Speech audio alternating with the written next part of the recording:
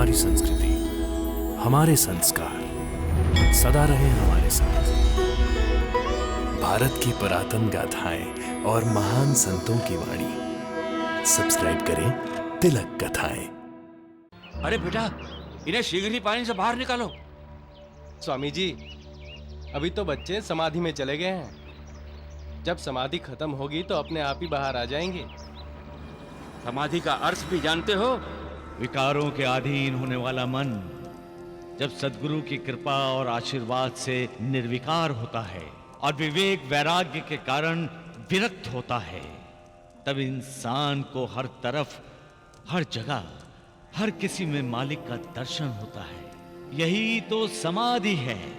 समाधि लेने के लिए योग साधना की आवश्यकता होती है बेटा। और अगर तुम यूं ही दर्शक बने खड़े रहे तो पानी के नीचे ये सब बच्चे मर जाएंगे। स्वामी जी, हम सिर्फ एक ही साधना करते हैं, और वो है भक्ति साधना। हम साईं बाबा की भक्ति करते हैं जो किसी भी साधना से श्रेष्ठ है।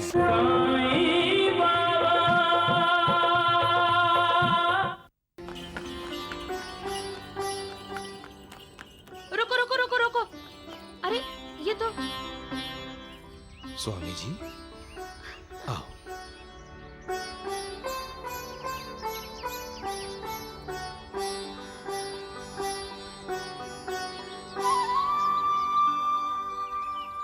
प्रणाम स्वामी जी।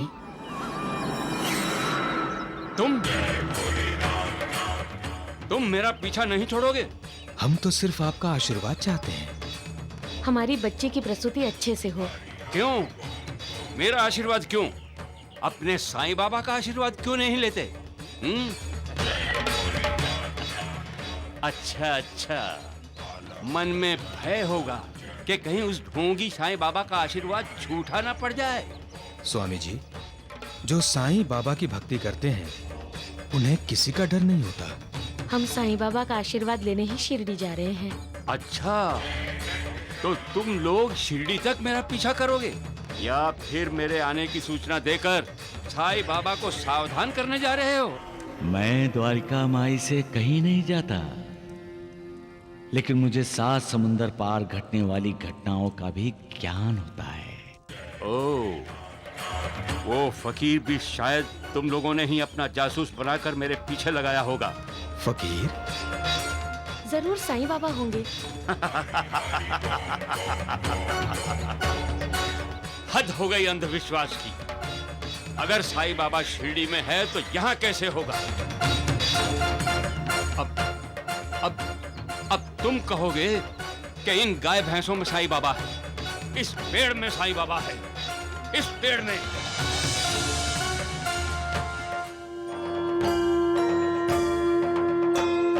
साई कथा अनंत है, साई नाम अनमोल, जन्म सफल हो जाएगा, साई साई बोल। साई राम साई श्याम, दुख भंजन तेरु नाम।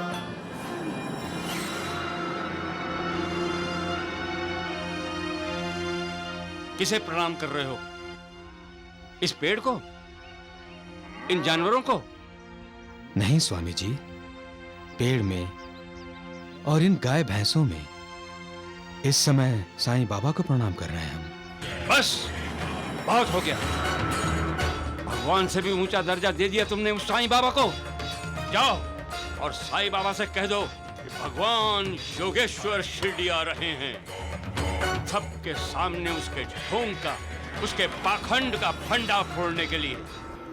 मैं, तुम, मेरा, तेरा, ऐसी भावनाओं को पीछे छोड़ दो और हर तरफ, हर किसी में मालिक को देखो, उसका साक्षात्कार करो। तुम चलती बोलती समाधि अवस्था का अनुभव करोगे। समाधि के लिए अपने आप को धरती के अंदर गाड़ लेने की कोई जरूरत नहीं है। वो तो योग सिद्धि का सिर्फ दिखावा करना है, आडंबर रचाना है। जो योगी विकारों के अधीन हैं वो योगी नहीं हैं, और उनकी समाधि समाधि नहीं है। सबका मालिक एक। योगीराज स्वामी योगेश्वर महाराज की जय। योगीराज स्वामी योगेश्वर महाराज की जय। स्वामी जी, लगता है कि हम शिरडी के पास पहुंच गए हैं। शिरडी यहाँ से 1 कोस भर है। लेकिन स्वामी जी, जब तक मन में श्रद्धा और विश्वास नहीं होगा तब तक शिरडी पहुंचकर भी साईं बाबा के दर्शन नहीं होंगे। तात्या, तात्या, ये लोग पानी में समाधि ले रहे हैं। चलो हम भी देखते हैं। चलो चलो। चल।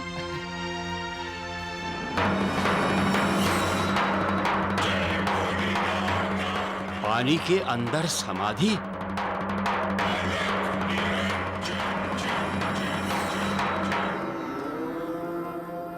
जब हम हर पल हर दिन मालिक का ही स्मरण करते रहते हैं, तब हम अपने आप में एकाग्र हो जाते हैं।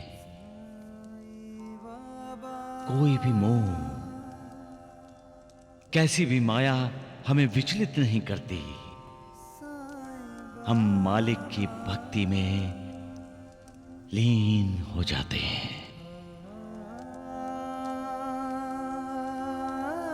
मालिक से एक रूप हो जाते हैं, और वो अवस्था समाधि होती है।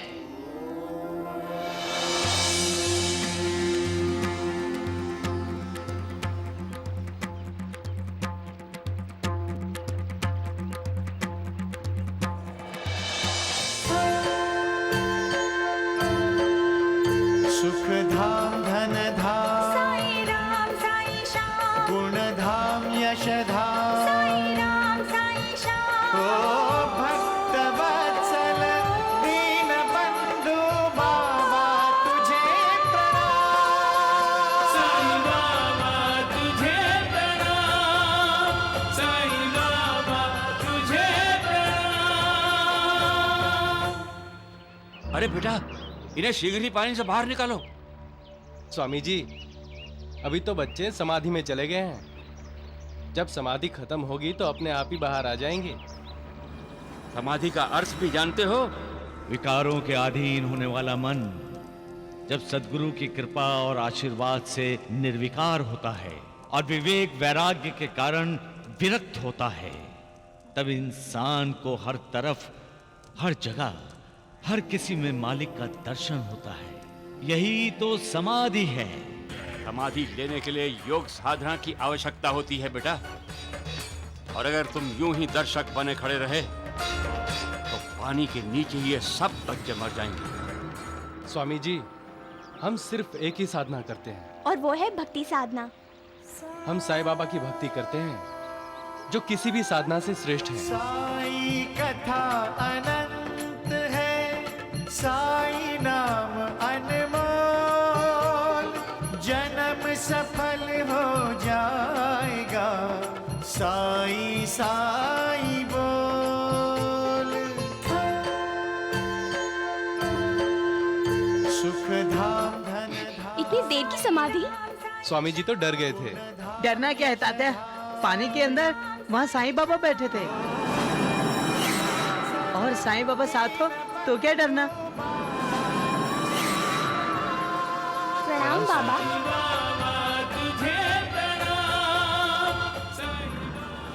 देखा स्वामी जी, बच्चे भी समाधि ले सकते हैं। तुम यहाँ भी? तुम 7-7 दिन तक जमीन के अंदर समाधि लेते हो। बच्चों ने तो कुछ पल के लिए पानी के अंदर समाधि ली। तुम्हें कभी जमीन के अंदर मालिक के दर्शन हुए? नहीं ना?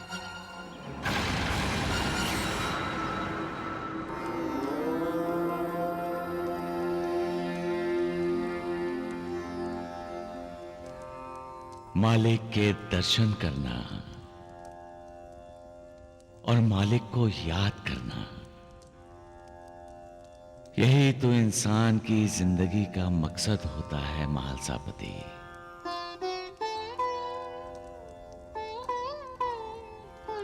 इंसान मालिक की खोज में दिन रात लगा रहता है। आसमान में, पानी में, धरती पर, हर जगह, हर दिशा में वो मालिक को ढूंढता है। हर दरवाजे पर दस्तक देता है, लेकिन इंसान को मालिक कहीं दिखाई नहीं देता। इंसान को ज्ञानी और विद्वान के घर में झांकना चाहिए देवा।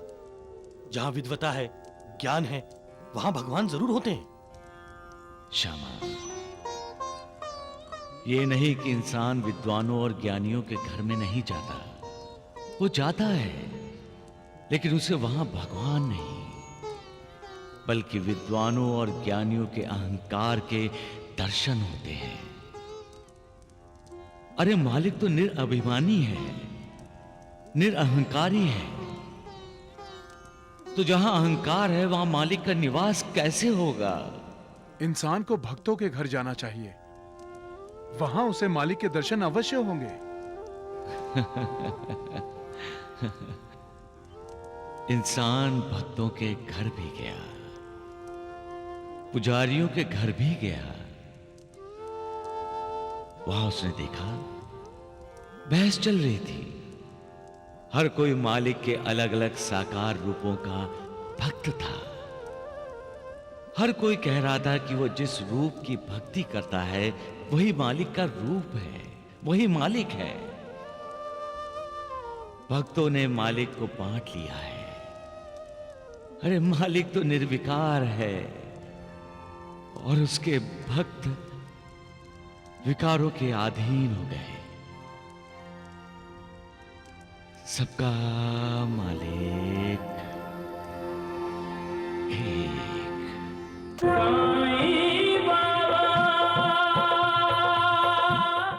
तो फिर आपने सारी की सारी उदी उस सहदेव की माँ को क्यों दे दी? तो क्या करता?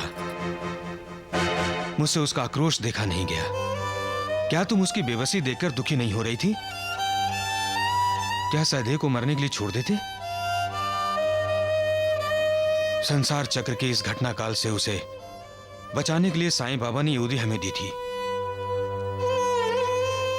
नानी, अगर हम ये उदी नहीं देते और सहदेव मर गया होता तो क्या हम अपनी ही नजरों में ना गिर जाते?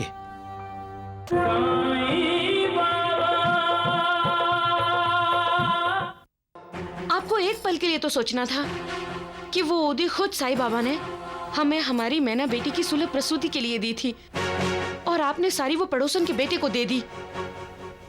अब मेरी मैना के लिए उदी है ही नहीं। साईं बाबा ने क्या कहा था, याद है ना आपको? नाना,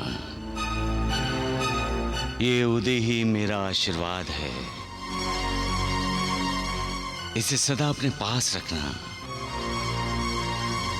ये उदी संसार चक्र की हर मुश्किल को आसान करेगी और हर खतरे से बचाएगी। मुझे सब याद है। साईं बाबा की बातें, साईं बाबा का आशीर्वाद, मुझे सब याद है नानी।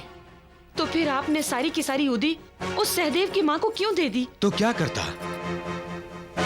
मुझसे उसका आक्रोश देखा नहीं गया।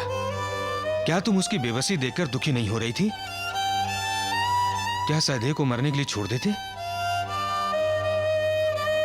संसार चक्र के इस घटना काल से उसे बचाने के लिए साईं बाबा ने उदी हमें दी थी।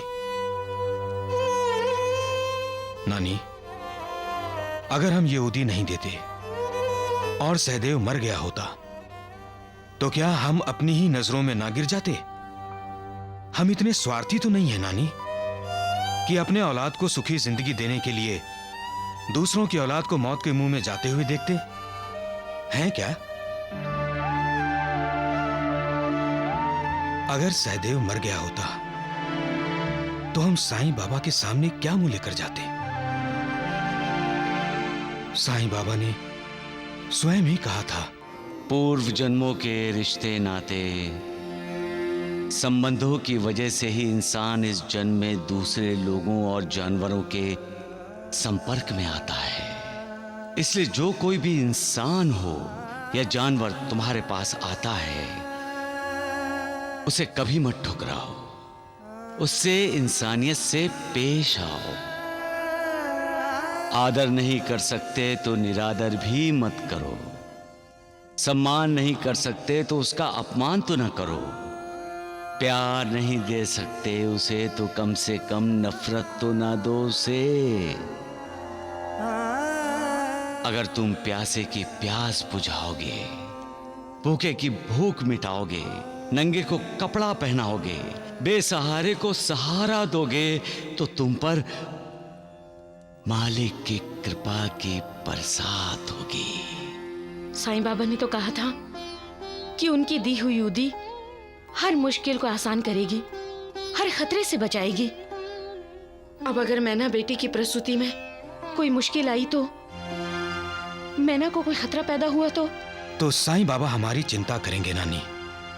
वैसे भी साईं बाबा ने कहा ही है, ये मेरा वैशिष्ट्य है कि जो भी भक्त मेरी शरण में आता है और दिल से मेरी उपासना, मेरी भक्ति करता है, उसके कल्याण के लिए मैं हमेशा फिक्रमंद रहता हूँ।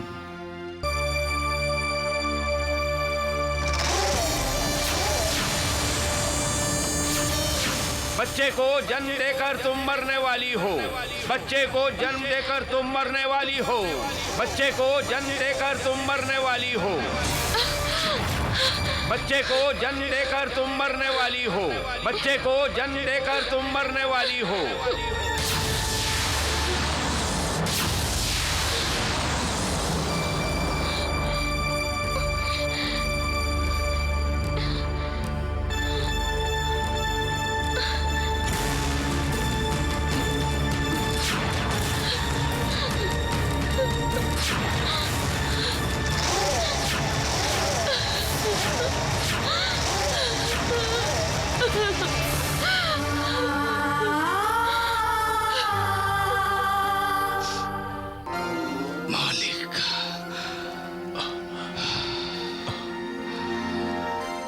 क्या बात है साईनाथ, आप सोए क्यों नहीं? मालसापति, मेरे भक्त की नींद उड़ गई है तो मैं कैसे सो सकता हूं? तुम तो जानते हो, अपने भक्तों को लेकर मैं हमेशा फिक्रमंद रहता हूं। इस समय आपको किसकी फिक्र लगी है साईनाथ? मौत की। इंसान को अंधेरे से, मौत से डर लगता है मालसापति।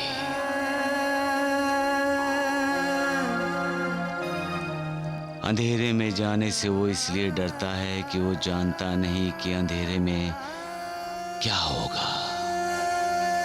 मौत के अंधेरे से तो वो हमेशा डरा रहता है, क्योंकि वो जानता है जिसे मौत का अंधेरा निगल लेगा वो फिर कभी जिंदगी का उजाला नहीं देख पाएगा। मौत इंसान की जन्म की साथिन है। मालसापति, जब से इंसान पैदा होता है वो उसके साथ रहती है। मालिक की बनाई इस दुनिया की सबसे खूबसूरत कोई चीज है तो वो है मौत। वो कैसे साईनाथ? मौत इंसान को दुख, दर्द से, गमों से, यातनाओं से छुटकारा दिलाती है। मौत इंसान को सारी व्यथाओं से, पीड़ाओं से मुक्ति देती है। मौत इंसान की चिंताएं, विवेचनाएं भगा देती हैं। मौत बचपन से लेकर मरते दम तक जिंदगी जीने के लिए भाग दौड़ करने वाले इंसान को ऐसी नींद सुला देती है जिससे वो कभी जग ही नहीं पाता। मालसापति, एक न एक दिन हर किसी को मौत के अधीन होना है। ये जानते हुए भी इंसान मौत का सोचकर बेचैन हो जाता है, लेकिन सच्चाई को ठुकराया नहीं जा सकता। और सच्चाई ये है कि इस पृथ्वी लोक का अंतिम सत्य है मौत। फिर भी जिंदगी जीने से पहले ही जब लोग मौत का खौफ देखते हैं तो मैं भी विचलित हो जाता हूं महलसापति। बचपन में, जवानी में जिन पर मौत का साया पड़ता है उनके लिए मैं फिक्रमंद रहता हूं। बचपन या जवानी मरने की उम्र नहीं है, लेकिन ये सब नसीब का खेल है, भाग्य का चक्र है, अपने कर्मों का बंधन है जिससे किसी को भी छुटकारा नहीं है, न तुम्हें न ही मुझे। जो जन्म लेते हैं उसका कार्य और कार्यकाल निश्चित होता है।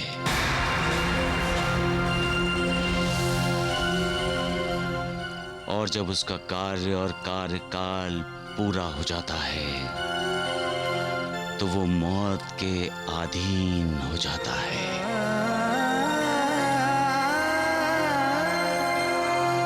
सबका